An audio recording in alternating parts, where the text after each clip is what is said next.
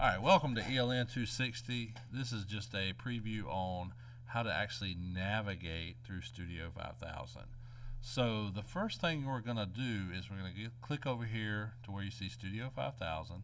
We're going to do a double click. Now your desktop may not have as many icons as what I have, and that's okay.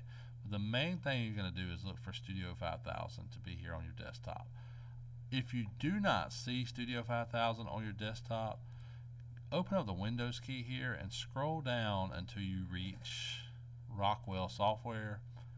Then scroll down even further and you should see Studio 5000 under the Rockwell Software tab here. Alright, if it's up there, let's go on and get started. So we're going to click on a new project because it's going to be your first time doing it. This new project is actually going to be called a begin project. So chances are you have never been in here before, so you would first need to click on Logix, and then that would pop up all this stuff here. We're going to be using a compact Logix 5370 series controller. So when we click on this 5370 controller, then you're going to get a list of the different controllers that are in here, and the controller we actually use is a 1769 L30ER. And you will see that if you watch the other video where that information is located. So highlight it like such, call it begin, and then hit next. Now in here you're going to see the revision as a revision 32. This is the only revision that we currently have on the computer, so you don't need to do any of that. Security authority is actually for password protection. On the password protection, we're not going to do that right now, but if you were writing a program that you didn't want anybody to be able to mess with, this is where we would set that password. So click on finish, and it says this project already exists. That's because I'm making it again and I've already made it before, but we're just going to replace it, okay? So hit yes. But chances are you would not actually see that already has began or already have a file there. So the computers take a little bit of time to load up, but I promise you that it will load. Here it comes. It's back. Alright, so loading. Studio 5000 is our newest upgrade. We used to work with RS Logix 5000, and before that we did Slick 500, which was RS 500. Studio 5000, and there we go. So now we have our Logix Designer open here. Alright, the first thing I would tell you to verify is that your communications path is okay. Alright, now for us to do that, you got to watch this little blue circle that keeps circling around. You got to let that come on and stop. You should see a controller organizer pop up. There it is. Alright, so now we're ready to go. So this right here is our controller organizer. This is where your mapping is actually going to be at. So anywhere we need to add in modules that we're going to talk about, or work on your main program, or do any kind of controller tags, this is where we're going to go. But first, let's do a communications. Make sure we have the proper communications set up. Now it's possible that you will have to do this more than once, or it's possible that you only have to do it one time, or it's possible that you may not have to do it at all. But chances are you'll have to at least do it once. So right here where it says select communication software, so if we click on communications, select communication software, you're going to see that you cannot change the communication software configuration. It says that you cannot change it because the project file is open. Close the project file and try again. That does not mean that you want to go up here and click this right X. No. If you do that, then you're going to have to reopen everything, and you saw how long it took. We don't want to do all that. So go up to File and hit Close. Now your project's not going away. It's still out there in memory land. But this time now your project is actually closed, but the software is still open. So let's go back into Communications, select on the Communications software, and more than likely you were on RS Links Classic. If you were, that is okay, but for this class, let's just click on Factory Talk Links. Okay, we can use RS Links Classic, but then we have to go in and set up an Ethernet bus on each computer, and I've done that on a couple computers, but it seems to not hold that information. So the easiest thing to do is just go in here and do factory talk. All right, and hit OK. Now that we've hit OK, we can reopen that project. So we're going to hit File, Open, and then we're just going to choose the begin file. Now, a brief thing that I should have mentioned is you could have saved it and it would have been under your C drive. So in this case, it's under the PC, Windows C, User, SWW536, and desktop. It's on the actual desktop. But this is where you would want to be saving these stuff to your actual flash drive, and I will show you that also. So I'm going to reopen this begin file, and then now you'll see my controller organizer pop back up. Now, the first thing you have to do before you can do any kind of controller tags or program tags is actually right-click on the bus here and then hit a new module in. Now, these new modules that we're installing or putting on here are our actual input and output modules and our analog module. Without that, the PLC doesn't know how to configure the inputs and outputs that you're trying to do. All right. I always like to uncheck module type category filters. This is not required, but I like doing it because then I only want the digital inputs and outputs first, and that kind of lowers my reign of information that was in here. So now I'm going to go down and I'm going to find the 1769 IQ16. It's a 16.24 volt DC input sync/source. Alright, and I will show you in another video where that information is actually located. But this is just walking you through how to set up the software. So click on that, you highlight it, 1769 IQ16, and hit create. Once this is created, you have a few options here. Now, the name is not required for it to actually create, but I like to tell the students to just put input here. And the reason I tell the students to put input here is because they need to know this is an input module. Now, the series of the controller is series A, and the revision of that particular controller or input module is 1.001. You do not need to do anything with this. The series information is automatically on here, and if it needed to be different, the PLC would know that already. So you don't have to necessarily change it. And if you were to change it, let's see if we click on change. I don't think it will let you, but there are like series B, which we'll see in a minute. You'll find that if you have the wrong series, then it actually will not work. Make sure that your input card is in slot 1 right here. You could actually change it to different slot numbers, but make sure it's in slot 1. If it is not in slot 1, it will not work, because the way our control is set up is you have the PLC, which is in slot 0, the power supply next to it, which is not in a slot at all, and then the input card, which is in slot 1, the output card in slot 2, and the analog card in slot 3. So once you have this named and you have it as slot 1, just click OK. Now let's scroll down and we'll find our output card, which is the OB16, and we'll hit create. Again, all this information is located on the door of the PLC, which you'll see in a different video. I like to name this output. See here how it's now a series B. Okay, and then it's in slot number 2. So we're good to go. We're going to hit OK. Now lastly, the one thing we need to add in is our analog module. We will not be using the analog module all the time, but if we do need it, this is where we're going to add it in at. So we're going to choose the 1769 IF4X OF2. All right, so it's a 4-channel input, 2-channel output, low resolution. Then we're going to hit create, and we'll just put this as analog. All right, and it's actually in slot 3, so we're good to go. Now notice over here you'll see the cards, right, and there's a number. It's telling us that our begin project or our PLC is in slot 0. The input card's in slot 1, the output card's in slot 2, and the analog module is in slot 3. And I will do a video showing you how you will not be able to communicate with the PLC if you were to actually get the slot numbers wrong. So let's close this out. Now, if we do by chance put the analog module in first and it was in slot 1 and the output was in slot 3 and the input was in slot 2, we could go on that and change it. So what we would do is just highlight it, right click, go down to properties, and then right here that would be where you would change it at. But since it's in slot 1 and that's the correct slot, that's where we're going to leave it.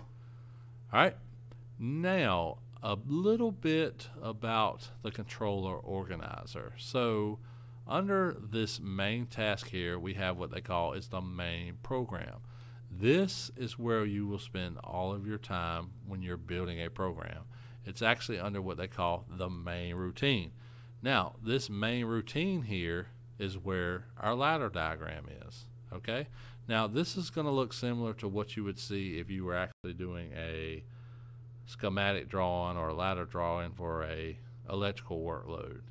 But in this case, do not get this confused because this is just a set of instructions, all right? Now we have what they call XICs or examine ons. Then we have what they call XIOs, examine offs, and output energize. All these symbols here look very similar to what you would see on an actual electrical schematic, right? This looks like a normally open contact, this looks like a normally closed contact, and this looks like an output energize. But that is not what they are. This is actually an examine if closed instruction, an examine if open instruction, and then an output energize. All right. Now notice that each one of these has an actual question mark above it. What it's telling you here is that it does not have any sort of name or address associated with it. So I'm going to show you 3 ways to fix that. All right. You could go over here to parameters and local tags, right click, and do a new local tag. And for the instance of just creating something, let's just call it S1. All right, and we're going to say that it's a description of green switch on the Festo trainer. All right, and then we're going to make that an alias. All right, so what's an alias? So my name is Spencer Davis, right? That's what I go by. That's what's on my birth certificate. But my alias actually up here at the school is Stewart, and I don't know why people up here at the school want to call me Stewart, but that's my actual alias.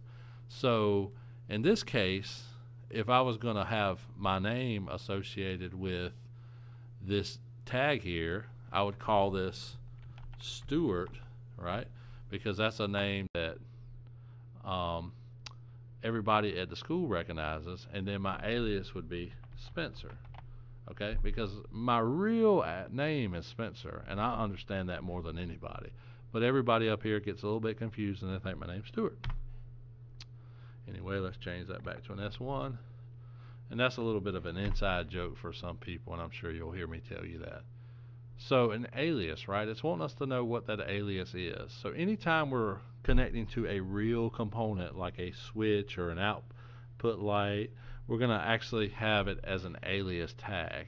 And what that does is that allows us to name it with something we recognize and then locally name it to the PLC with something the PLC recognizes.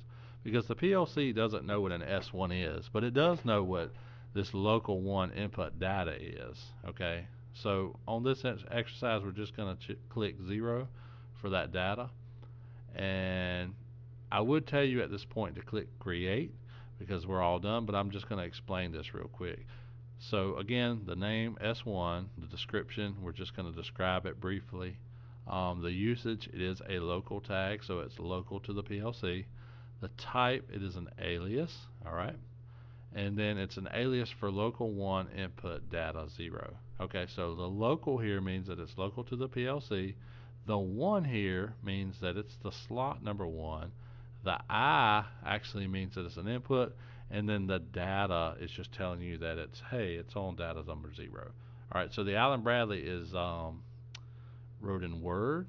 So when I say wrote in Word, it has a 0 through 15 database. All right, so bit 0, bit 1, bit 2, bit 3, bit 4 until you get to 15. The data type automatically pulls it in as a Boolean. The scope in this case is under the main program, so this is what we would call a program tag. All right, and then that's probably about everything we need to know in this area. So we hit create. All right, so now you're like, well, where did it go? All right, so if we need to know where it goes, we right click on the parameters and local tags and we go into monitor tags. Now you see it right here. Okay, and under this is really good for if you're having trouble figuring out why an input is on or if you're getting an input on, because under here you can see the name, you can see this local, and then most importantly the value right here. So Allen Bradley uses a base 2, right? So on or off, so 0 equals off, 1 equals on. That just depends on the instruction you're using, but a 0 basically means that you're not seeing voltage, where a 1 means that you are seeing some sort of voltage. And in this case, since we're not hooked to anything, you'll actually see that this is a 0 and the other thing is a 1 if we were to toggle that bit on. Alright, so let's go back to our main routine here. Alright, so we could actually just call this guy S1. Let's go down here and find it. Now notice how all these addresses have this little controller beside it. You could actually filter it here and show your controller tags only, or not show them, or just show your main program tags. So if you're not seeing your program tags and you created a program tag, make sure right here that you have the show main program tags clicked. Alright, now we'll just click on this here and you can double click and it'll show up and you still got to click off, or you could have just highlighted it and clicked off and it would showed up here. So that's how you make a program tag. Now let's go into controller tags. I personally like controller tags the best because the tags can be what? Used throughout the whole controller. So this time we're going to call this S6, right? We're going to say it's a stop button on the Festo trainer. Still going to do the same thing, right? We got a type here. We're going to change it from base to alias, and this time we're going to look for alias for a local 2 or local 1 input again. So we're going to click on local 1 input, data, and let's just make this a 1. Alright, the data type is going to be Boolean, and then this time you see the scope is begin. Alright, so if you had right clicked over here on main program and opened it up, you could actually change that scope to a main program or a program tag again, or you could just, you know, make it a controller tag. So you can still do that. I think though once you create the program tag, and then we'll verify in a second, I don't think you can go back and create it as a controller tag, but we'll see. So I'll hit create here and then new. We double click up here on this thing and try to find the S6. Oh, and see right here where the S1 didn't have that controller but S6 does. So what that's doing is just showing you that it is an actual controller tag. And now this time if we go into parameters and local tags and do monitor tags, what you'll see is you do not see the S6 here. Why is that, you may ask? Remember, when we created this last tag we actually used a controller tag. So you're going to have to go back up here to controller tags, right click on it, and monitor tags. There it is down there, S6. Also note here that you do not see the S1 here. So again, that is because the S6 is a controller tag and the S1 is not a controller tag, it's a program tag. Alright, does it make a difference? Well, it just depends. Do you need this one tag to be local to your controller or local to your program? And that's the question you have to ask. Now when we start doing the See More panel, you're going to find that you're going to have to use controller tags, because if you don't, it will not work correctly. But I'd just like to show everybody how to actually set up the program tags and how to set up the controller tags. It's really up to you what you want to do. So we'll double click here and then we'll go down and find S6, and then I'll just click off of it this time and you notice that, hey, it pulled up. Alright, now our last way of making a tag is right here above this question mark. If we were to right click, you'll see a button that says new tag. So let's click on that. Now this time it's just pulling up by default the last scope we made, which says begin. Again, we could change this to main program or we could make it begin. But let's call this P1, and this is going to be green light on the Festo trainer. Alright, this time let's make it an alias again. But we're going to go, instead of making it a local 1 input, this is actually going to be an output this time. So we're going to go down and we're going to find local 2, right? Because our output module is in slot 2. So we're looking for local 2, and this is input, this is output, and this C means that it's consumed. So we're actually looking for the output here. So don't be confused when you go down here and you see 3 different ones. Just make sure you look for local 2.0. Once we click on that, we're going to go down to data. And just for the use of me making this up, we're going to use data 0 again. Now, could we have used data 15? Absolutely.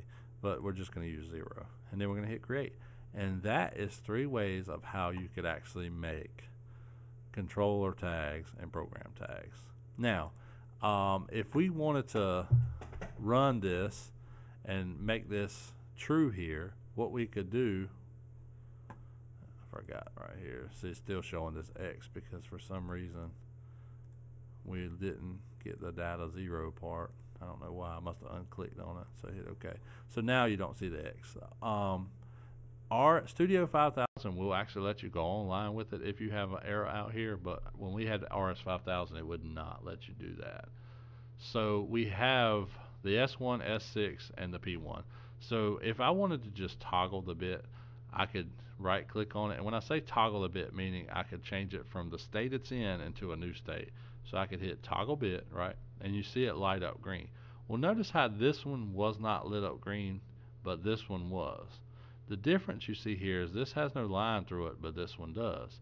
So by default, this is an XIC. An XIC means examine if closed. Unless it's closed, it's going to be false. If it's false, it's not going to be green. In this case, this is an XIO. This means that it's open, and right now there's no program or nothing being toggled, so it's actually open. All right, and with it being open, it actually lights up green by default when you're offline. Now, if we were to go online and it would be, if it was not open, then you would see it actually go false. Let's go down here and monitor our tags. New local tag. Monitor tags here. So notice how a while ago we had a S1 and a value of 1. But since I have toggled that bit on, you see it go into a 1 right here. So let's see if we can just toggle it back off. So now it goes back to a 0. So essentially what it did is we just said, hey, you know, we want it to go on, so we gave it a value of 1, which made it true, and then we had it go back off, which gave it a value of 0. And the reason I say it made it go true because we're using an XIC, and a 1 means true when we use an XIC, and a 0 means that it's false. Now over here, we're going to go into controller tags and monitor it. You'll see that S6 is actually a 0. Alright, so if we wanted to toggle that bit, we could do that. Now that's a 1. Watch when we go back to our main routine. Now this is not lit up green by default. Alright, so you can see there that when it's a 1, it's false, but when it's a 0, it's actually true. So let's toggle that back off. This is a 0, and then main routine, and then there you go. It's shows true again. And then you could also toggle this bit right here. So why is that good, right, to toggle that bit? So let's just say that we're offline, or we're somewhere and we need to see what that input's doing. We could actually just toggle it on right here with the PLC. Now you got to be careful how you toggle a bit on, because if this input was true and this was true and we were online and we toggled this bit because for some reason it's not coming on, this light's going to come on. So if you don't have all your ducks in a row, you could be doing something in somebody, and that'd be a big mistake. So just be careful how you toggle the bits, but just note that you can toggle the bits. Okay, once you have all that done, you're going to create a communications path. Alright, the IP address that you're actually going to communicate with is located on the power supply on the PLC. You'll see that in the video. But what you would do is, you see this little thing right here, this is actually RS-Who. You can get on it by clicking here or here. But what I like to do, especially when you first open a project, is set up a communications path. Because if you don't, what's going to happen is it's going to ask you to set up one. So let's just try going without setting up one, and it may let me do it since I've already been online today. But if I had not been online, it would tell me that I need to submit. Oh, so there we go. So fail to go online with the controller. RS Links doesn't recognize the communications path. Try checking the path by browsing it in RS-Who. So okay. So essentially what it did was it told us that we had no path. All right. So let's get rid of this. So communications, who active. All right, and you see this project popping up. Normally this doesn't pop up, but now it's popping up on the studio. We're going to go into Allen Bradley Ethernet. All these IP addresses are actually the computers in here, but when you get down here, you'll actually see 101, 104, 108. These are the IPs that are actually on currently. So we're actually going to be going to IP address 101. So we're just going to click on it right there, and then we're going to hit go online. Now you have to download when you load your program onto the PLC. Do not upload. Make sure you download. So right here, when I hit online, you could have done it to go download or go online. We're just going to do go online first. So I'm going to hit download here, and it's going to ask you again, you sure you want to download? Yes, we want to download. Got to make sure we're doing it right? So it takes it a minute for it to download, but not too long. And then changing the reading line. All right, so right here it's going to say Logix Designer done downloading. Change the controller mode back to remote run. Absolutely. If you're not in remote run, you will not be able to get the PLC or the inputs and outputs to work. All right, so let's hit yes.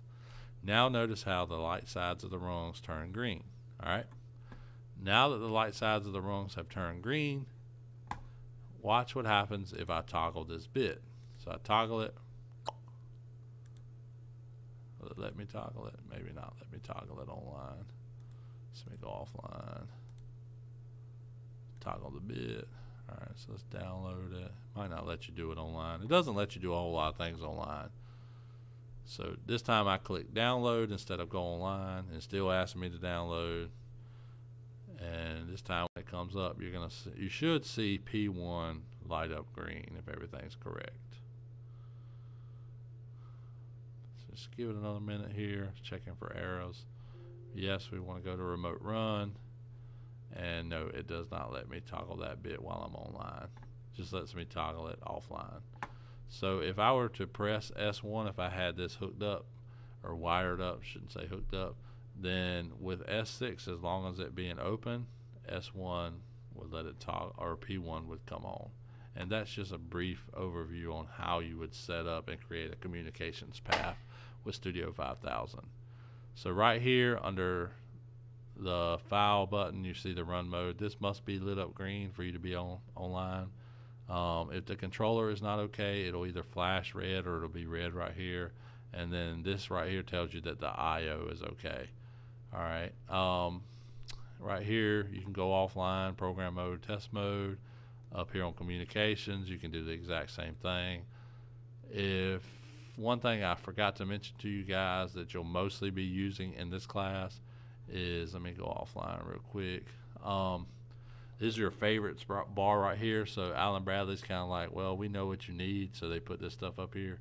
You can edit this bar here, but just leave it like it is. So this is a rung right here. So a rung is where we have to put down. So if we want to do an instruction, we have to have it in a rung. Now this is a branch right here. So a branch is kind of like an and or path, if you've ever heard of that. So what happens here is you have a path, right? But if this path gets broken, now we have another path we can go by. Okay, so we usually use these branches when we're doing a start-stop circuit, because if this is a normally closed button, or normally if the start button is normally open and you have to press it to close, you would use an XIC to close it.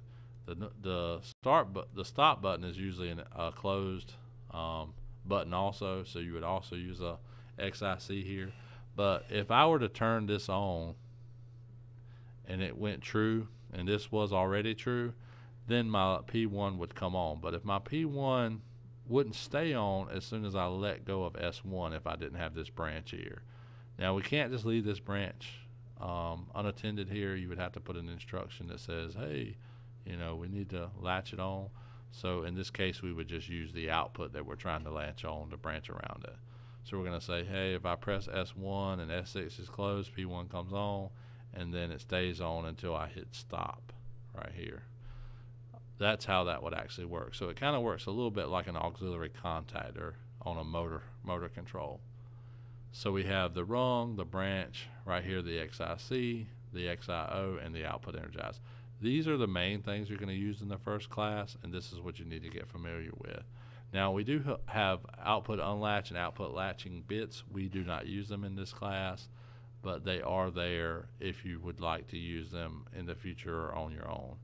Now, one more thing that we're going to cover that's up here that's not under favorites is the timer and counters. So this is where your timer on delay, timer off delay, retentive timers, and then your count up, count down, and your reset bits are for your counters. All right. One more thing I need to show you before we get off. Let's change this slot number to slot number 6 and hit OK. You do not have to put apply, but you can. Now let's try to go online. So let's download it. And what you're going to get is a faulted controller here. Now when you get a faulted controller, the best way to fix it is just open the door and change it from turn it back offline, change it from remote up to run, down to program, back to remote, and it should fix it. Alright, so see right here we have a little caution error. The controller acknowledged your request for a transition to run mode, but it's not completed the transaction, so you can hit OK. So right here we're getting a flash telling us that the I/O is not responding. And sometimes you do actually get a controller fault there, but it's easy. What's happening is that you're just not seeing that right slot number. So let's go back offline, change this to slot 1, and then this time I'll just hit apply for those that like to do that, and hit OK. And then now it's back up here and you can go back online. So hit download. One thing also, I will try to see the controller's faulted now. So it just told me it won't let me go back online. So download. So can't download to the faulted controller. So let me unfault that controller.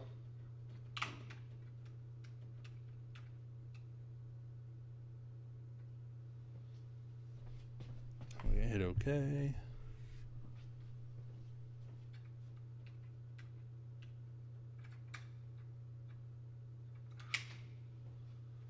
So you're going to do remote, down to program on the controller, back up the remote to unfault that controller. So now we're going to download it. And now it's letting us download.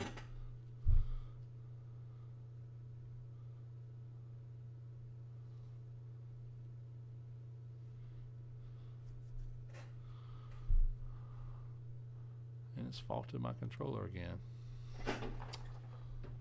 So did I not put it back? IQ16. A.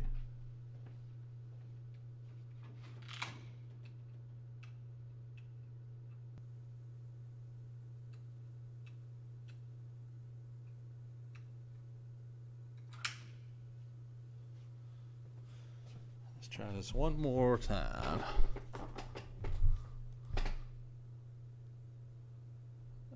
Controller properties.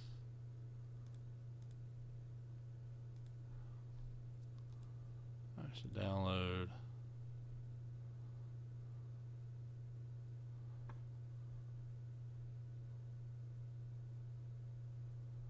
And it's not letting me download again.